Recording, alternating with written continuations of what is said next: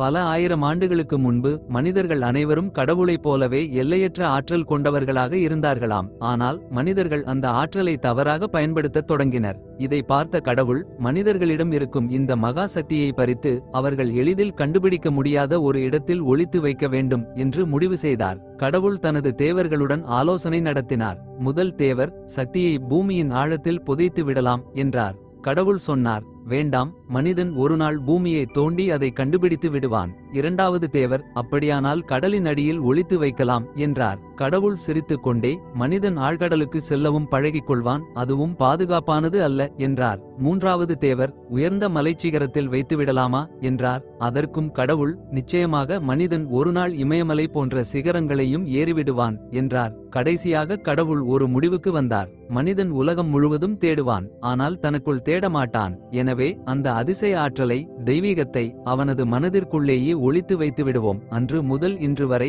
மனிதன் மகிழ்ச்சியையும் அமைதியையும் தேடி உலகம் முழுவதும் அலைகிறான். ஆனால் தனக்குள் இருக்கும் அந்த அமைதியையும் கடவுள் தன்மையையும் உணர மறந்துவிடுகிறான். நீதி, நமக்கு தேவையான அனைத்து சக்தியும் அமைதியும் நமக்குள்ளேயே இருக்கிறது. அதை உணரத் தொடங்குவதே உண்மையான ஆன்மீகம்.